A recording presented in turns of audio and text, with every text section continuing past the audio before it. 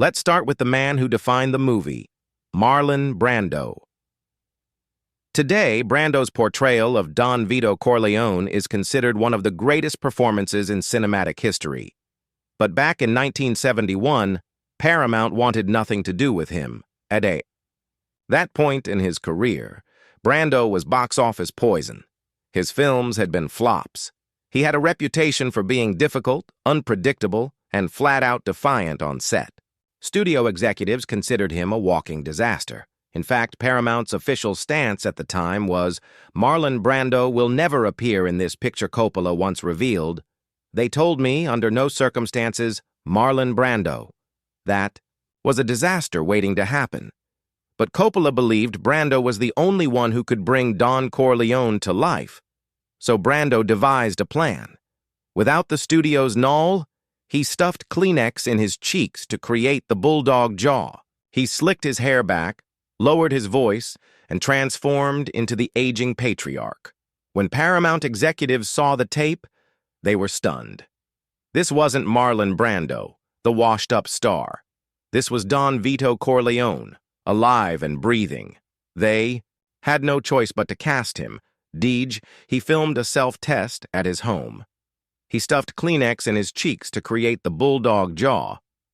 He slicked his hair back, lowered his voice, and transformed into the aging patriarch. When Paramount executives saw the tape, they were stunned. This wasn't Marlon Brando, the washed-up star. This was Don Vito Corleone, alive and breathing. They had no choice but to cast him. But what most people don't know is that Brando didn't stop there. Once on set, he began his own quiet war against Paramount. He refused to memorize lines, demanding cue cards be hidden all over the set. He fought studio demands, refused interviews, and even turned down his Academy Award in protest against Hollywood's treatment of Native Americans. In many ways, Brando wasn't just playing Don Corleone, he was becoming him. A man at war with the establishment, demanding respect and never compromising. And the result?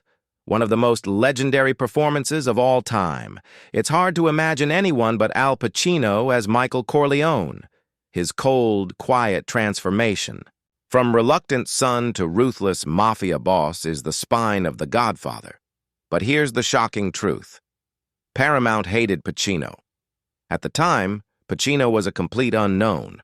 He had only one feature film credit, and executives dismissed him as too short, too shy, and far too unimpressive to carry such a major role. Studio bosses wanted a star, someone like Robert Redford, Ryan O'Neal, or even Warren Beatty. They believed Pacino didn't have the presence to pull it off. Pacino once admitted, "I was always about a week away from being fired."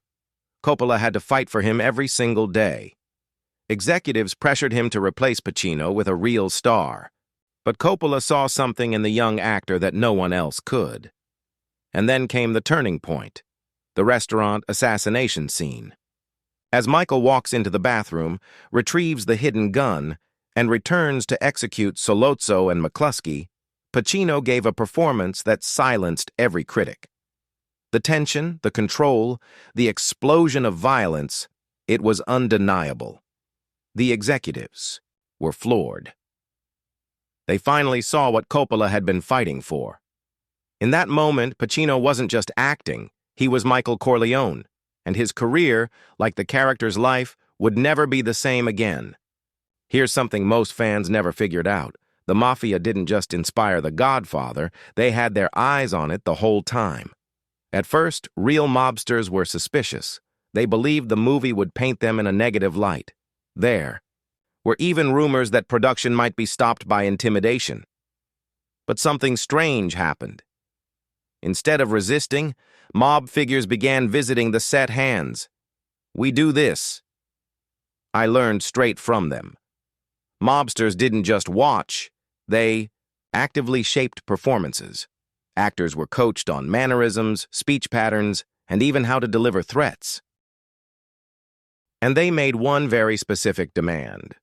The word mafia could not be used in the script.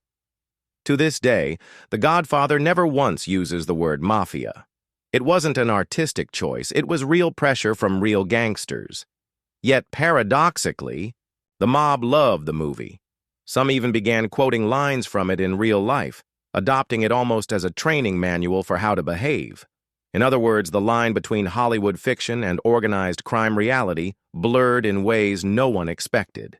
And the cast, looking back, admits that sometimes they weren't sure if they were making a movie or living inside one. On screen, The Godfather is all about family, loyalty, brotherhood, but off-screen, the cast wasn't always so united. Take Marlon Brando.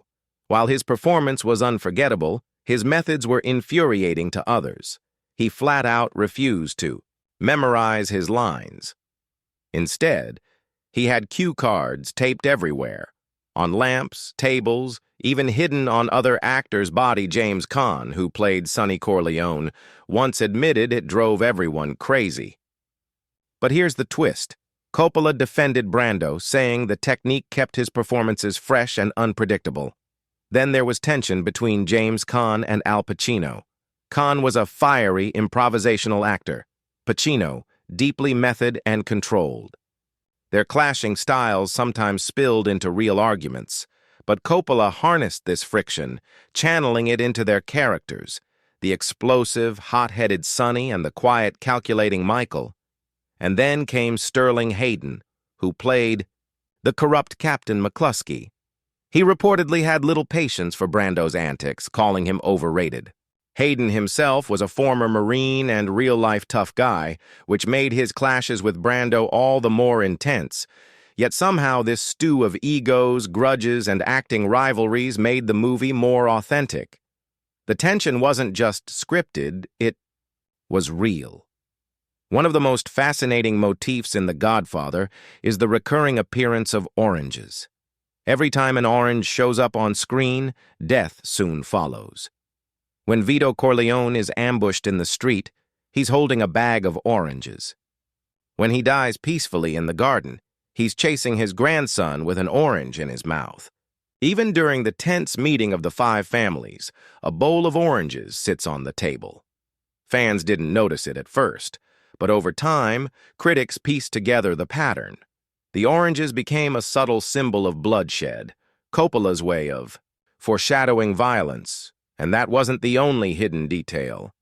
Michael's transformation is told visually through his wardrobe, starting in bright, soft tones, but by the end, he's dressed in dark, shadowy suits that mirror his moral descent. Light and shadow play a constant role, with faces half lit to show the duality of family loyalty and ruthless ambition. Even the famous closed door ending was a deliberate choice. As Kay watches Michael's men kiss his hand and the door shuts in her face, Coppola is telling the audience, she will never be part of this world, and Michael is lost forever. These weren't accidents. They were deliberate choices, silent, storytelling woven into every frame. Most fans only saw a gangster movie, but the cast and crew knew they were making something deeper, a tragedy told through symbols most people never even realized they were seeing.